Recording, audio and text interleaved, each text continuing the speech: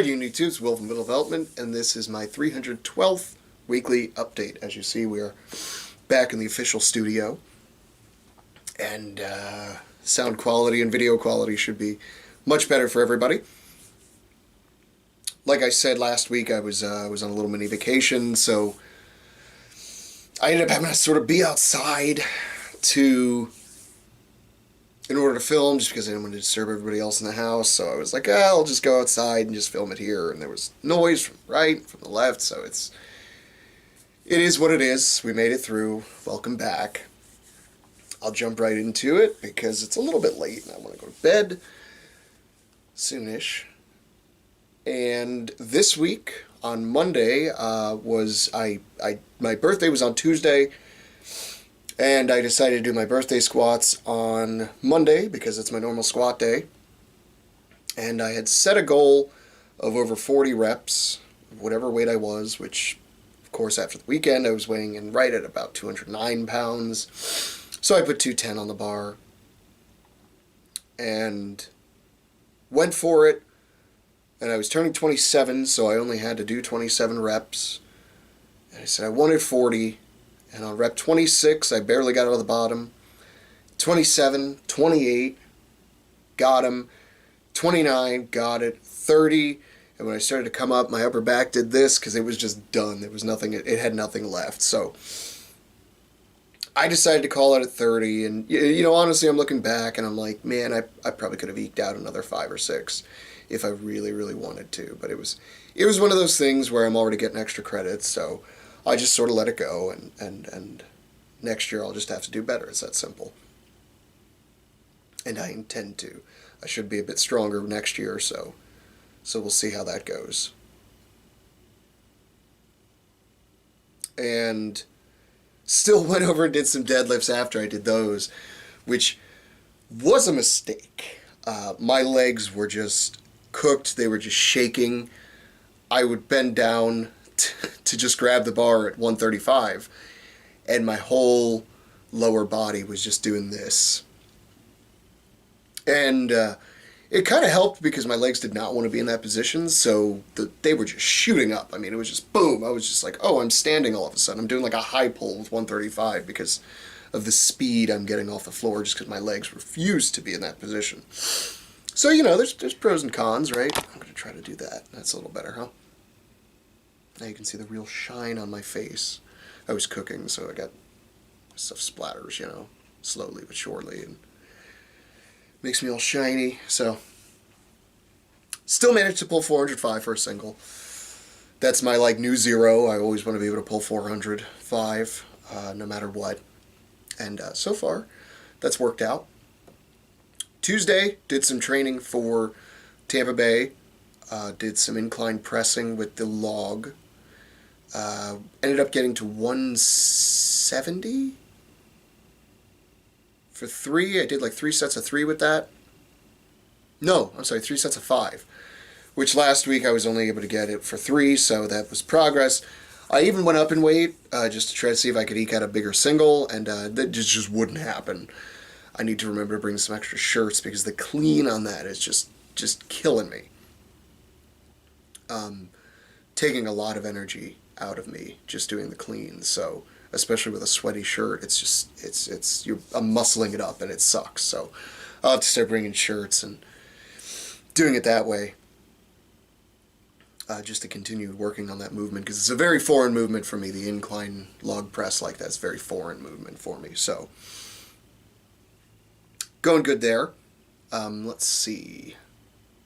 Wednesday off, Thursday squats, deadlifts. I ended up just doing singles on squats since I figured I've done my volume for the year, and essentially proven I can still do volume work if I need to, basically any time I want. Could it be beneficial for me? Sure, yeah. Maybe I should do a little more volume work, It's one of those things. So I decided to just work up to whatever weight I could. My legs were dead. They were just killing me. They still kind of are a little sore right now, but it was to the point where I couldn't walk very well. I said, well, let me start squatting. Let me see how that goes. Once I had 225 on my back and did that for a couple, I said, okay, This actually isn't so bad. My legs feel good now. They got a little blood in them. They got moved. Everything's feeling a little better. Worn up to 325, and I hit it for about 4 singles. Ass to grass. Really trying to focus on keeping that upper back tighter. And these looked pretty good. I think I gave them like an 8.1 out of 10.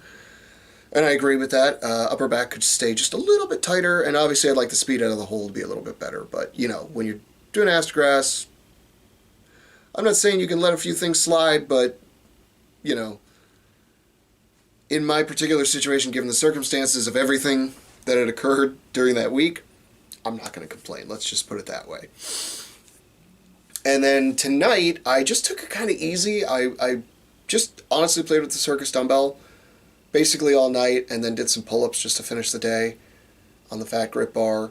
And my reasoning is because I have I'm doing the Highland Game type comp tomorrow, and I didn't really want to tear anything up too much. And I said, okay, well, with the circus dumbbell, the most I could probably do is like 115 at the most. So that's not going to tax my legs as much as, say, doing push presses or jerks with the barbell, or even an axle, or a log. So I said, you know, that'll be a little less strain on the overall body. It's not like it's zero strain, but it's less strain than those two, simply because the weight's a little bit less. And just getting used to that movement on my shoulder, since one of the events is going to be a shot put, and, you know, I've never done it, so, but the movements feel pretty similar, so I figured, you know, get a little practice doing that sort of thing. And so I'll be doing that tomorrow. You'll get to see the footage of that. And then I do have footage for my TWO videos on Wednesday. The birthday squats, the 325 ass to grass, and what did I get on film? I think I got dips on film from Tuesday's workout, where I just wanted to finish up with dips.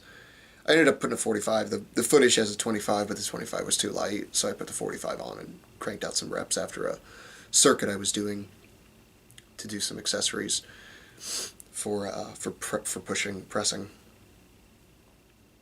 That's about it. I don't have much else to talk about, other than I'm getting ready to go to bed so I can wake up and have a good throw day, and we'll see what happens. I think I know like 2 of the events. This is